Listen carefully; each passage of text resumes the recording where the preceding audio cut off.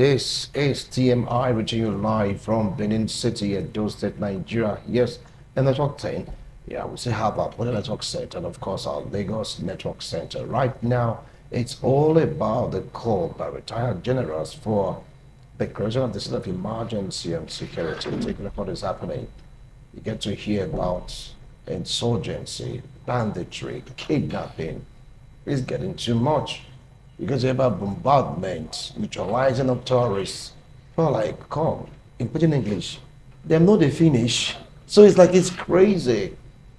It's like the more you neutralize these guys, the more they replenish their ranks. So is it about the weapons? Is it about the ammunition? Is it about the artillery? Or there's something the Nigerian government is missing that is making these guys to remain? Even after decades, the fight is still raging on. What is really the issue? The Christmas sort of emergency, is it going to really solve this problem? With me here in the studio, I have a prof, yes, from the University of Benin, a mathematician, right? And once you start analyzing, you get to realize that he's deep into politics. After all, once upon a time, he was the president, right? Yeah, president of the senior staff club. Senior staff club, yes, highly political office. So he knows this in and out. When we talk about politicking, Yeah. join to welcome Professor Owen Olowo. Thank you so much for Thank joining us in the you, studio. Wilson. Thank you for having me. Viewers at home, good morning. Thank you, guys. Thank you All right. for always listening to my friend here. Okay, Scar brought about all this. Retired General Lucky Rabo came out to, like, write a book. The number one man during his time wrote a book about Scar's, his encounter, his experience in the fight against insurgency vis-a-vis Boko Haram.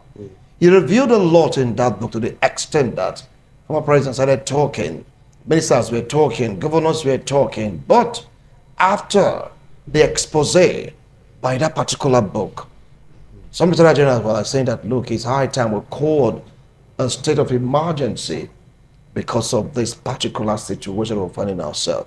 Prof, what do you have to say about this? Wilson, I'm taken aback. I'm surprised that it's an issue. Because I want to say that anybody who is a little bit knowledgeable about the Nigerian setting, about the advent of Boko Haram, this thing came up just very recently, just in the recent past year. Anybody who is knowledgeable about these things knows that the call for a state of emergency, everybody knows that will practically end insurgency. Even it is not strange that Irabo is calling the CDS, Chief of Defense Staff, under the late President Buhari, is calling for a state of emergency. It is not a strange thing, and there's a section in the Constitution where you can leverage on to impose a state of emergency. And of course, if the president does it, he will not be the first to have done it. After all, just recently, he also imposed a state of emergency in a state, Rivers State, over what I would tag internal political crisis, which is something that is quite normal with politics everywhere. Such internal wrangling, he imposed the state of emergency. To be very honest with you, I sometimes want to believe the saying of the late dictator.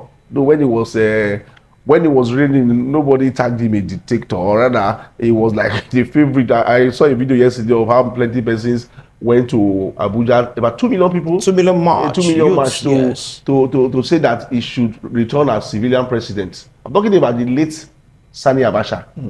Sani Abacha said if insurgency lasts more than 24 hours, then the government is involved. What are you insinuating, right? Yeah, what I'm saying is that, to me, the government of the day, or let me just say successive governments, they are not ready to stamp out insurgency. There was a time we came here on this studio to talk about insecurity and all that. And I did mention here that the governor of Zamfara State, that Zulum guy, Professor Zulum, said that he can stamp out insecurity within the shortest possible time. But why is he not, the question came up, why is he not able to do it?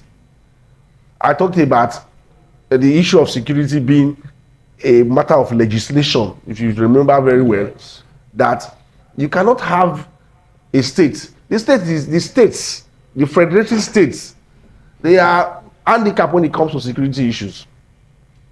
The police, the army, the navy, the air force, and all the security apparatus of the states is controlled by the federal government. The commissioner of police, I said it here, takes instruction from the federal government, not even from the state government, where the state governor in the state where he is presiding over.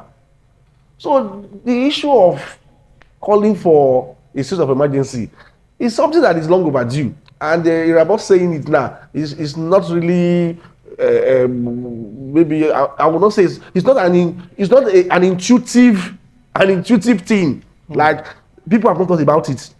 It just possibly emphasized it. And let me take you back to history, if you permit me. You see, on Obasanjo, just in the Fourth Republic, since 1999, we have had 3 emergency rules, or 3 state of emergency declaration. Yes. The one just recently by Tinubu. Obasanjo in 2004, if I'm not mistaken, if my list serves me right, I think so, 2004. Obasanjo declared a state of emergency in Plateau State, suspending the then Joshua Derrier, the governor, and the state House of Assembly for what he tagged as the wanton killing of Christians in Plateau State. And of course, I will call that a real declaration, because Jonathan also did the same thing in 2011 in the Yab State, what we call Yab State, when the issue of Boko Haram came up. Boko Haram was intense under Jonathan. There was this controversy recently where Jonathan said there was a time Boko Haram actually nominated the late President Buhari to come and be their spokesperson. So he actually thought that when Buhari comes to power, that Boko Haram will be gone. But the people now said, misinterpreting the whole thing that, he was accusing Buhari of no. Now, under Jonathan, there was also emergency rules, state of emergency. But that was not total.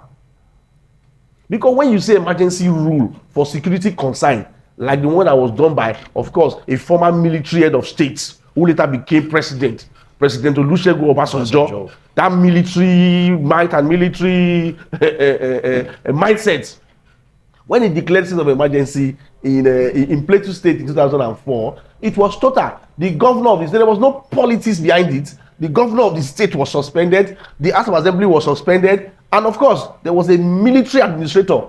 All right. To stamp out the security from that state, the wanton killing and all that. You don't play politics with this thing. All right. We're handling it with kid gloves. Jonathan's declaration was not total, because the governors of those Yab states, Yobe, Borno, and Adamawa State, the northwest, where we're having Boko Haram insurgents at that time, the governors were still governors. Why the state of emergency was on, that is not absolute. They're supposed to be removed, and then you have a military administrator. Just want to know, we want to go for a break. When we return, we're going to add more fire to this discussion. Do not go away. We'll be right back. Thank you so much for staying tuned. Just join us. This is TMI taking a look at the clarion call for the declaration of a state of emergency on security. Joining us right now in the studio is Collins. Yes, Osagade, thank you so much for joining us. Thank you very much. Despite the weather, despite the rain, road condition, you made it. Thanks so much for coming. Thank you very much. And of course, we have Alhaji Ahmed Iwaike. Thank you so much for obliging us with your presence despite the conditions of the road, occasioned by the rain. Thank you so much. Good morning, viewers. All right. We had a remark from Professor Owen. He talked about the declaring call for the state of emergency on security is like long overdue. And he gave instances where former presidents did that, though partial, in some states played too, Zamfara, right? Or Yobe. Yab State. Yobe, Adamawa, and Borno. Yeah. Now here we are. some journalists are saying, look, we have to declare a state of emergency. So let me start off with you. Ahmed, what do you feel about this call? Thank you. The call for a state of emergency, as they said, is really long overdue. But the issue is which type of state of emergency are you intending to declare? Is it the declaration of state of emergency by removing the governor and bringing a sole administrator, or is it state of emergency that you are declaring by retiring some of the generals who are the front of the war that are not doing well? Or which type of state of emergency are you talking about? To me, the very problem that is being faced with our northern brothers over there, one of them is a loose border. A loose border? Yes, as long as our border remain loose, no matter the effort of the generals, no matter the efforts of the army, it's keep on falling apart, because as they are trying to combat, the borders is loose. Those who are wounded are running across the border. New weapons are coming through the border, and new mercenaries are coming through the border. How do you expect the armies to sustain this kind of war? Then another thing again is poverty. If you have weaponized poverty within this same region, how do you expect insecurity to stop when the poverty level is very high? People will tend to resolve to or different things to get their means of livelihood. This person that they are using for this perpetrating this act, have you seen any of them being caught or being killed? If you check at them, they are youths, they are young boys. Children. Let me even, I don't want to use the word children now. They are young boys, people that you just give a little token to, and at the end of the day they give them the firearms and they are doing wonders with it. And look at the women who are also supplying their arms or supplying the information, as the case may be, and if you interview them, you discover that it is a case of poverty. And the third one is education. How knowledgeable are these people are? What level of knowledge is being given to these people at this very particular region? These are the part of the three things that they needed to declare state of emergency on. Not just declare state of emergency that they get one in for the insecurity. That is equal. What nature of state of emergency do you want to declare? Is it by saying, okay, the GOC, you are sacked? Is it by saying, okay, the brigadier in general of the strategy, you are sacked? Is it that one, the state of emergency? Or is it the governor of Zamfara currently, or is it the governor of Sokoto currently? Because the war has gradually moved from the Yab state, as you are talking about, down to the Zamfara, Sokoto, Kebbi axis. Even Kwara right now. Thank you, is descending now. So which of the state of emergency are you talking about? That the governor said he knows where these crimes are taking place, but does not have authority to actually now say, okay, you go and do X, Y, Z. So which type of state of emergency are we talking about? So the state of emergency, the generals are talking, they should define the state of emergency. I don't really think we have problem too much with our security forces, but these other external issues need to be dealt with. And when these external issues are dealt with, then I believe this insecurity will become a thing of the past. Why is it not rampant within the southern part of this country? Because within the southern part of this country, the level of enlightenment that most of us have, none of us want to join hands to start destroying our own national monument and national security for ourselves. The other one that happened within the southern part was just for the case of agitating that you are collecting oil from us, we are not getting our own stuff. And when that issue was resolved, okay, amnesty issues came on board. You see, there's a peace issue within Niger Delta. But right down in this upper part of the country, the issue now is that the border, the insecurity, the border, the poverty, and the level of knowledge. These three things need to be tackled. And once these things are tackled, this insecurity issue they are talking about will be a thing of the past. The armies will have some level of peace. Where we not here in the studio where we say Fuskara in Katsina State, have they given up to the insurgents? Okay, no problem. Let's coexist. You will not be governing some part, or probably let me be governing, or let's coexist and believe in brandishing your gun and let me believe in peace, because they've tried us simple means and they couldn't get it. So because of the fact that the borders are loose. Porous. Okay. Let's get to hear from Collins. Collins, what have you to say about it? He said we have three major issues: porous borders, poverty, and of course, lack of education. Take it up from there. Thank you very much. We'll see our viewers at home. Good morning. I think, first thing first, my brother had pinpointed basic factors that have joined to characterize the issue of insurgents.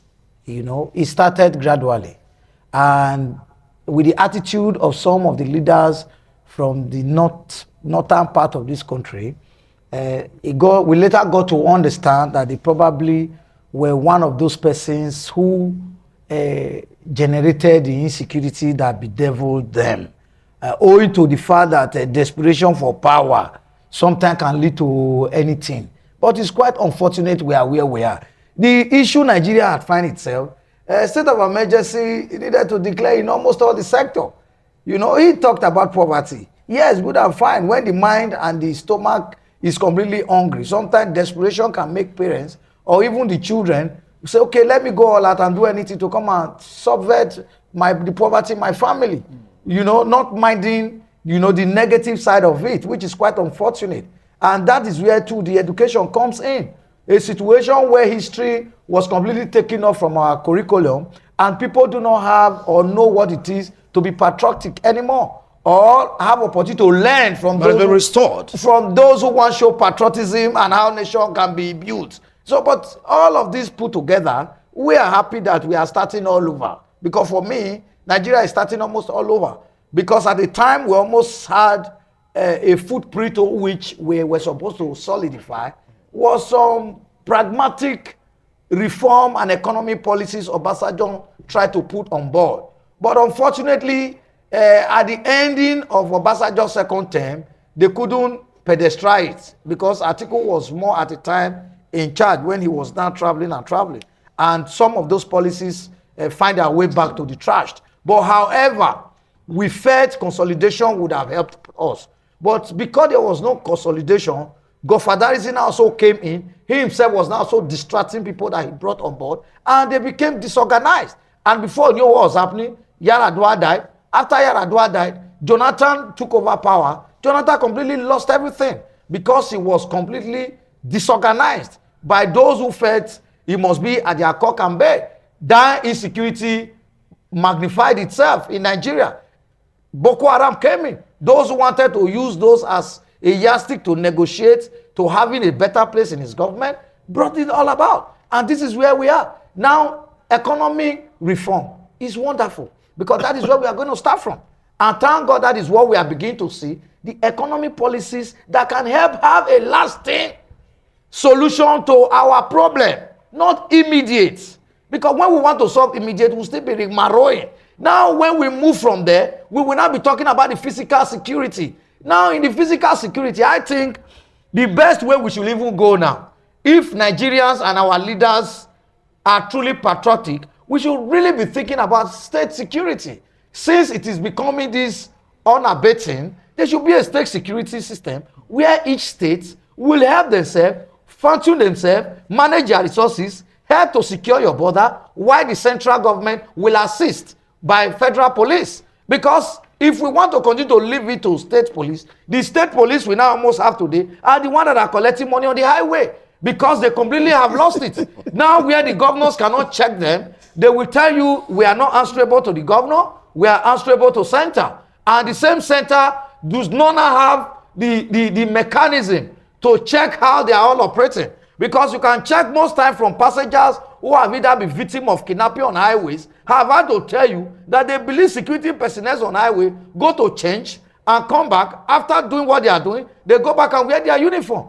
and hand over the people they have kidnapped to, though there are no concrete proof on that. But indices and research are beginning to get it closer that there may be an atom of truth here in all of this. Now, when a vehicle ABC passes the road, and in less than 10 minutes, the police or the checkpoints are no longer there, then Boko Haram kidnappers invade the road, dislodge everybody, carry as many they want to carry, and these people who just left the checkpoint in 5 minutes, you will not see them again till probably after 2 hours. They start running up and down. Are you not saying that there is no need for the declaration of state of emergency? No, there's no need for saying state of emergency. If you say state of emergency, what's actually the meaning of state of emergency? Ordinary in basic sector is to allow those in charge to fully focus both in resources, take extra decisions on those areas. All right. Now, let me tell you, the state of emergency being declared will also create another political statement, and which will not be necessary for now. Let us think how we can create state police, not state of emergency. All right, I'll come back to you, Collins. Prof, you heard him. From what Ahmed said, he said, look, if you talk about state of emergency, are you going to remove the governors? Are you going to remove what are like, ruling for the minister to fully take over? Our Collins said that may not be necessary. So take it up from there. Wilson, sometimes I'm almost tempted to say we should have a military rule again. Well, why would you say that? Just hold on. Why would you say that? When we talk about issue, we don't discuss issues in isolation. When we talk about our neighbors, the Nigerians, we share border with them in the in the north, Chad and all that. The people in the northern part of this country and the Nigerians and the Chadians and the others, they have common ancestries. Let's not discuss issues in isolation. We're talking about insecurity. Don't forget that once in this country, we were under military rule, where the constitution was completely suspended, where you meet issues that are not pleasant with brutal force. Are you telling me that under the military regime, where we had absolute peace, are you telling me that we didn't have people who were hungry? It's true. Are you telling me that in this country, our neighbors, the Nigerians, the Chadians in the up north there, has it suddenly changed? These people were not our neighbors when we were under military rule. So, you're talking about people who are hungry. There is no justification for all this. That's one. And to be very honest with you, I really don't want to see that as a reason for the insurgency. Hunger. Porous border. Okay, are you telling me that our borders have all of a sudden, under the military regime, where we had those military generals who were in charge of Nigeria, the people like the Buhari, people like, I'm just talking about even the President Obasanjo, when he was the military general. The Danjumans. The Danjumans were in charge. As our neighbors suddenly changed, that's why I said sometimes I'm almost tempted to say we should have a military rule. But of course, there's this saying, I don't know if it has... What form of democracy is better than exactly. the military rule? I really don't know where that came from. But let me tell you this. It came from Nigerians. Listen, sir. Yeah. I want to tell you that the problem we have sometimes, I would say, is the constitution sometimes. Because we have a constitution that everybody must play by. If you don't play by the constitution, the next thing you will hear court injunction, this one there, people will take you up and all that. Sometimes I ask myself, you will see in the north, in the up north there, when they will arrest some Boko Haram people, and then they will say they are rehabilitating them. People that you will kill. Let me just tell you, we are deceiving ourselves, so we are not ready. For real. The problem is, this problem of insurgency is not caused by hunger, food. No, because you can't tell me that under Buhari we had a austerity measure. Under Babangida, we had structural adjustment program. Yes. Hunger. I remember under Buhari, we were queuing to buy basic things. Yes. Hunger. In the south, I was in Saple. That was in the In the 80s. 80s, yes, early 80s. Should be like 82, 83. And there were no We insurgents, were no Boko Haram, queuing to nothing. buy basic things. Basic food. Yeah. If you dress anyhow, soldier will flog you on the street. All form of indiscipline we stamp. Buhari was a no-nonsense man. War against indiscipline and corruption, as at that time. Under Ijagbo Buhari, you are telling me that hunger, porous border. My brother, The people were we are complacent. not ready to stamp out insecurity. When you talk about state of emergency, it should be total. The governors should be suspended. Everybody suspended. They are playing politics.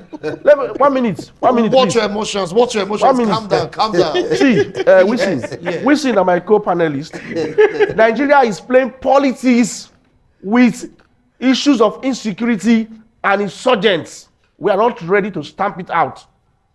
When you talk about state of emergency, it should be total, just the way you see what Baba Tinubu did in Rivers State. That is that a state of emergency should be, sir. The governor, anything that has to do with Being in charge. formality, Or with democracy. true democracy, God bless you. Suspended. Anything that has to do with true democracy, suspended. Then you put a military general or a military man in charge. You know, let me tell you one thing. You know what it's called? Bottleneck, bureaucratic bottleneck. Before you approve S naira for weapon, it has to go through the House of Assembly. It has to go through this. When we are under a military rule, sir, all those bottlenecks are off, suspended. Let me tell you, we are not oblivious of all these things. So, in fact, I'm not here. I cannot be the one teaching the government on what to do. They know the solution to the problem, and they're not ready. They're not ready. And you tell me, listen, sir. Recently, I don't know if you pay attention to media, there was this post I saw about this Sahel state, Burkina Faso, Niger, and which other country again? There's another country. Mali. Mali, God bless you. These 3 states controlled by military juntas. There was this report, so I don't know how true it is, that these people have a dossier of information on people who have been sponsoring Boko Haram in this region. And the Boko Haram, the insurgency you think is happening in the north. We are not safe, all of us seated here. We think we live in the metropolis, we live in cities, and then you think that you are safe. We are not safe. Oh. The thing is gradually moving down. It's just like, it's like a jihad. Sorry to say, I'm using that word. I know that word is really peculiar to a particular religion. If you look at the way, the trend, the way this thing is moving, it's moving like the way Usman Dan Fodio captured many regions when during the Islamic Jihad. You know, it came from the north, and then that was that Kwara. Kwara became an Islamic state controlled by, I think there's an imam there, or so, there's an emir there. Captured Kwara, and then descended, came to Edo North, captured Awishi, captured all those places, and those places became under Islamic rule and all that. This thing is moving down. All right, I'll come back to you, Prof. I'll come back to you, Prof. Honestly, sir, state of emergency, there's nothing like Pasha, the one Jonathan did in 2004. I wouldn't call that state of emergency, where the governors were still in charge. Obasanjo, being a military man, Section 35, Obasanjo declared state of emergency in 2001 or 2004 rather. In Plateau State, Dariye and all the Aspen people were suspended over insecurity issues. Okay. Try a military man and see what's going to happen here. Over now to We're ready. you. You think we're playing here? Over So to Elijah Ahmed, he said we are playing politics. Playing And we politics. know the solution, but we Playing don't want politics. to act. I mean, what teach After them? all, he gave an example when in the 80s we have military rule, the borders were still the same, but they don't dare come in. There was still hunger. There was still hunger. I remember structural agreement program. I War witnessed against it. discipline. I witnessed it. Okay, so over now to you. Oh, Professor, I listened to you and I was smiling. My brother. I was smiling. Well, during my contribution earlier, Yes. I did say the governor once said, we know where these people operate, Zulum. but they lack the authority to command those who are supposed to go after them, to go after them. And he was almost shedding tears when he was saying it. That is the governor of Zamfara State. Made it very clear. So now what he's trying to tell you in essence that they are not in charge of the powers that will crush this same group of persons. Now coming to the political will that you're talking about, nobody is doubting the fact that yes, the political will is part of it.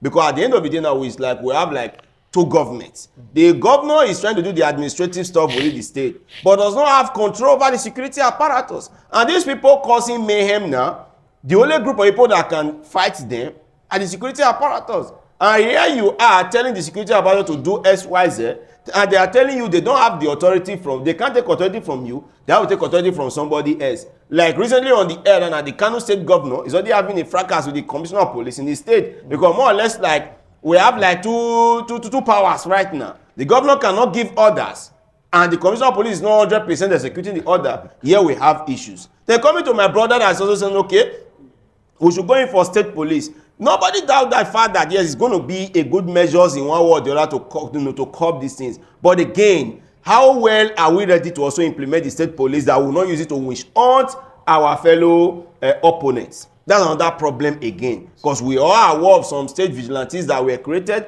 how some persons use it to chase opponents of the former political parties XYZ. So, and in this case, you still discover that yes, the political system is still what we're giving us problems. That gives me a level of some, acceptability of what Prof have said, that we should just need a military regime. But somebody will tell you, no, military regime is not the best. But I've also said it on this same platform that the biggest lie I've ever told us is that the worst democratic era is better than the best military regime. That has been the biggest lie of the 21st century, and I still stand to say it today anywhere that that's the biggest lie. Because so many things that we have achieved thus far in this country were given to us by the military government. The democratic system have never given us something good apart from this telecommunication I guess we have gotten. Every other thing the democratic system have given to us is to either increase the welfare of governors, is to either increase how corruption is going to fly, is to either increase nepotism and every other things. I think what democratic system have given to us, the roads we have today, except being repaired by the democratic system, were done by the military era. The states we have today, 36 states, were given to us by the military era. Every good things you think, I believe, is working in this country were given to us by the military era. But that is not to say the military should come for a coup d'etat. I have never said such a thing now. But the issue right now is that the governor should be given the willpower to give full control to the military and to the police, so that they can be able to track out these insurgents, because they know these people, they know where they are. Why I still stand my ground that the porous border is one of it. I still stand my ground that poverty is still one of it. And I still stand my ground that illiteracy, lack of education, knowledge is still part of it. But this has been part of it for a long time. Nobody just crossed the border. Yes, I quite agree with you. As at that time, like he rightly said, the military, as you all know, they are no nonsense kind of human being. If we are driving on the highway now and we see a police checkpoint, some of us can even go as far staying at the middle of the road, don't even park, even when the police is telling you do park. But when you see a military man or khaki and he's telling you park, you don't need to let him tell you twice. Okay, we not ask you for bribe. You don't even need to tell you twice. Because, so on that note, when it was military era, everybody knows that once you are gone down, nobody take any case to court. But in this democratic era, if you are gone down, somebody can still sue the force for it, that for gunning that person down was still an illegal thing. I don't know if you are getting me now. So the issue right now, you now have problems with the whole entire system.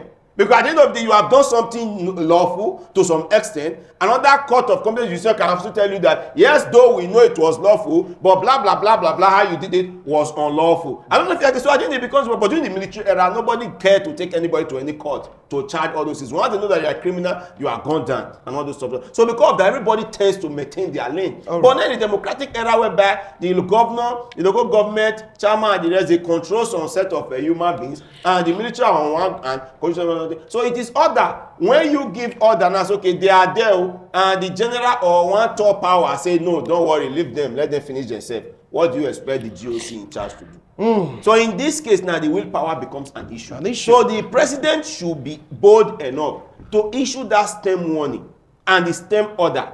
And you will see that the military will eradicate this banditry within a very short period of time. Everything still boils down to President Bola Ahmed Tinubu to give out that riot act. Once he read that riot act to the current defense, the chief of army staff and the chief of defense staff. Can he do it? Why not? That's why it's called the JCFR. Okay. As I speak with you, he's the general of this country. Though he's not a military man, but the general of this country. Because that's why it's called the Grand Commander of the Federal Republic of Nigeria. Every force, he have order to give that. He have the power to give order. You just see him now, he's a 5-star general without uniform. Okay, you just want to take another break. When we return, we'll take a look at this disturbing story on the print media, even the social media, that Boko Haram was able to overrun a military base.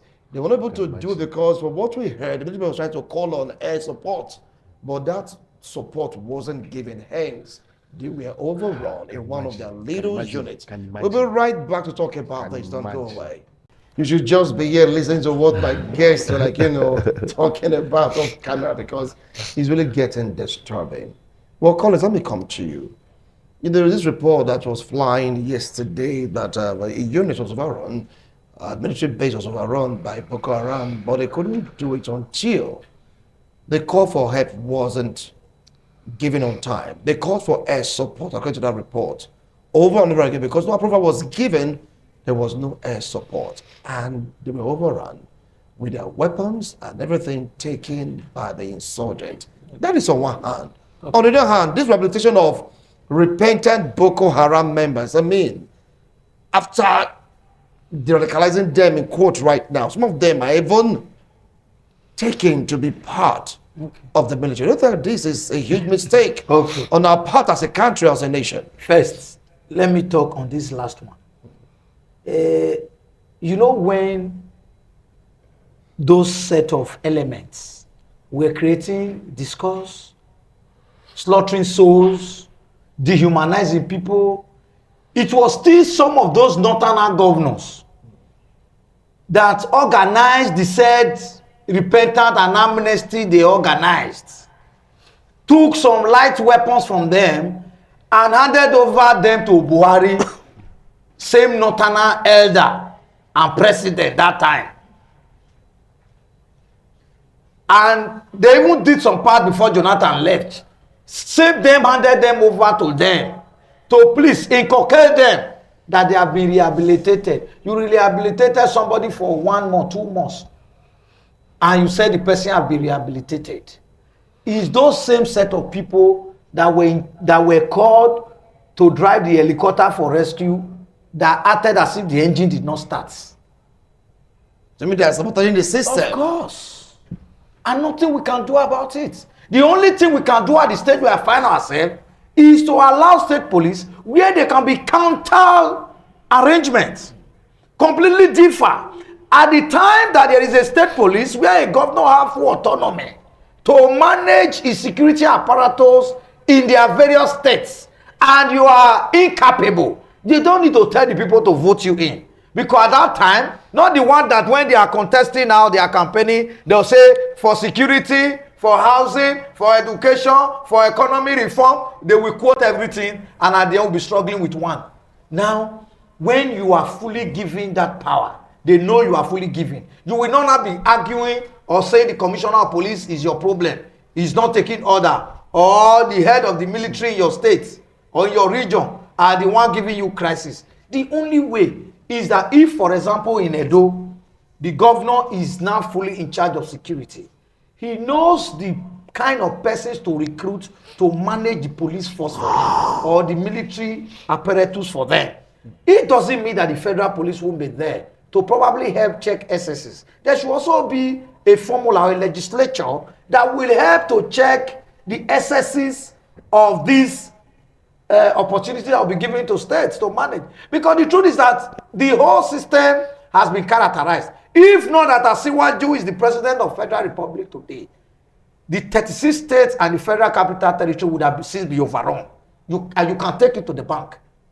If not that a man with experience that is overhauling all sectors from economy to security to agriculture, just name them, in his own pace or in a pace that would be last sustaining, we would have since been overrun. If they had tried the gamble some people were assuming that can after every 5 minutes you need that say from 8 years to 2 years, 4 years to 1 year now, just desperation to get power. What can you do now? Because we have a system that is completely running on a deficit.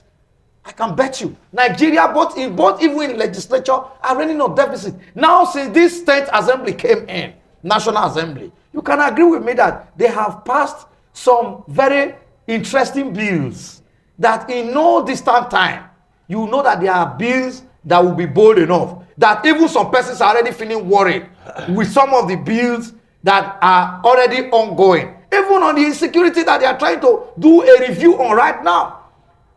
Nigeria, we have found ourselves in this state. First, we even need to thank God. My brother talked about the border.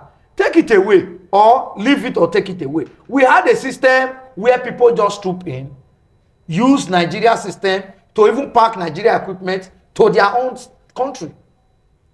There were times politicians needed to start recruiting people from Niger, from Benin, and what have you, just to come and create problem for them, just because they assume they want to win election. When you weaponize them and you don't de-weaponize them, what become at the end? So we are already in a state of true commitment. Let Nigerians be patriotic in a way. Even if you have not enjoyed enough from this country, you can still give your best. Okay, today we talk about infrastructure. We have lots of infrastructural deficits already on ground that previous administration would have had when there were enough time to save for SS crew. Instead, they wasted them. They didn't build road, they didn't build lasting school. Everything they did was just on gambling. No federal road was well attended to. Even the state roads were not attended to. The few that were attended to were almost wait and see.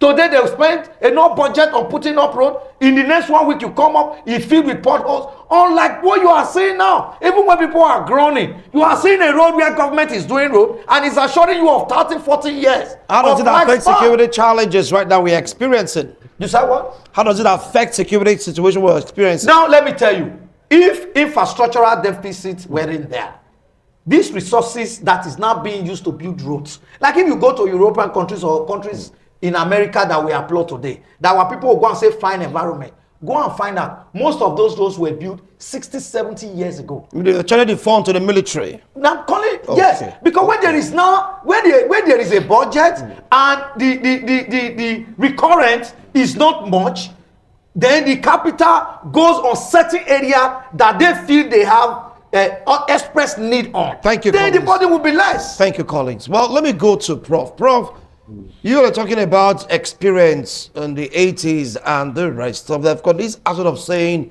they've been radicalized, they are now repented, put them in the military, in the police, and you get to hear issue of sabotage to the extent that some military personnel, they've been caught red-handed, pants down, aiding and abetting Boko Haram members. How can we get out of the situation? Wilson, I like to stay on the discourse. The discourse is called for state of emergency Yes.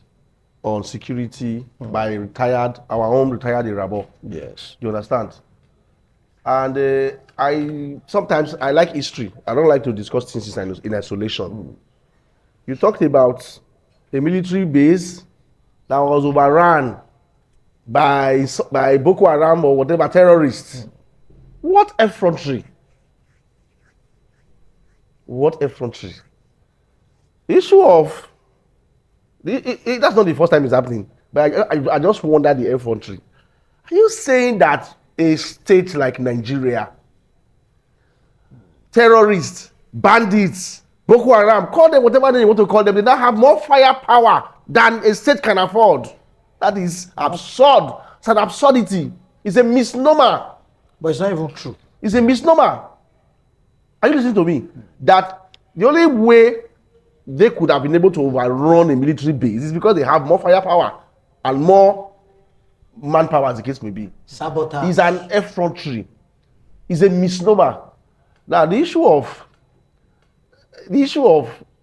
state police, the military people taking instructions from the commissioner, the GOC, as the case may be. Let me tell you, we have said it on this studio, it's a matter of legislation.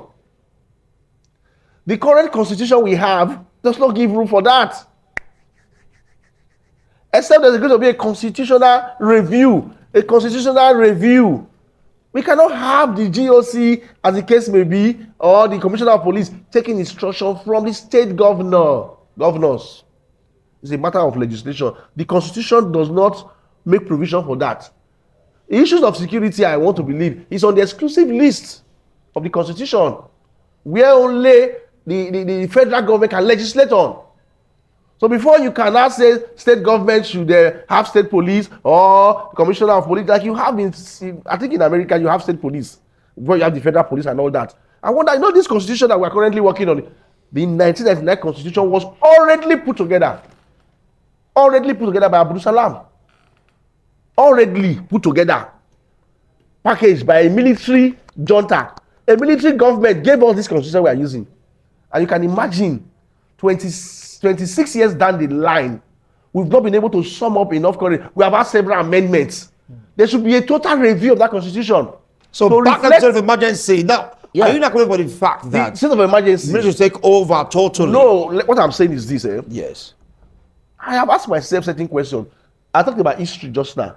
You see this issue of amnesty we're talking about for repentant Boko Haram people? I don't understand. This whole thing is about politics and it's about sentiment. Now, under Gerald Dua, a man from the north, was when we were having this agitation, Niger Delta militant. And then at some point, Gerald Dua gave proposals, let's come to the table, and then granted amnesty to many of them. Many of them went abroad for education and all that. Now, when Boko Haram started, they also tried to use the same idea of amnesty. But my question is, how can you talk about amnesty when these Niger Delta boys were in charge, were causing problem? They were only causing problem to the pipelines. They were sabotaging the economy of the state, of the Nigerian state, not killing people. Now they granted amnesty to those boys. Oh, stop sabotaging the economy. Stop destroying our pipelines. And then when Buhari came on board, they cajoled him to grant amnesty to people who take life. People who original intent is to kill. You rehabilitate them and you bring them into the military again. What are we not saying? Just like recently, I had we make so much noise in this country. I'm speaking too fast now. We make so much noise in this country. I think the phone that we now currently have is even our problem. You will see in the news, the military destabilize these terrorists, kill 50 terrorists. Why are you announcing it? Kill 50 terrorists and they captured. Why are you capturing them? People who are killing people, life for life. You kill them, you capture them. People who have killed, who have soiled their hands with blood, and you capture them and you go and rehabilitate them to what? People whose hands have been stained with blood, people that you will just kill and quiet your mouth, not even make noise about it. You kill them. That's what I'm talking about. See, we need brutal force. We see, you and I know. You and I know. These people, they're not reach us ando. They're not reach us ando. But what is going on? But what is going on? Politics. They don't reach us ando. Pardon my slang now. Please watch your emotions. They don't reach us ando. Watch your Sometimes emotions. when I see that these terrorists and Nigerian state with all our sophistication in terms of weaponry, the plenty money that we have to buy weapons, are you saying the people sponsoring these Boko Haram people, they are richer than our country? They can buy more weapons than we can buy? People that we disseminate. You can arrest Boko Haram, you capture them. My friend, arrest them to do what, sir? You kill them. We need brutal force. And the only people, set of people who can give us such brutal force, just give the military. Let them be in charge of those states. State of emergency. See, total state of emergency, not the one Jonathan did in 2011, where the governors of the YAP states were still in charge of their state. As for Assembly was there. My friend, suspend the governors of those states because they have failed in securing their state, even though their failure can be linked to the constitution that didn't give them enough powers. You get what I'm saying? They have failed. Suspend the governors of those states and then suspend the House of Assembly and let the military be in charge for like 6 months and let us see if we will not get results. I mean, over now to you heard him say this brutal force, life for life. Sure. That this shenanigan of capturing some, rehabilitating some, after a month or two, who now follows up, they go back again. The military says sabotage, the military come up with sabotage.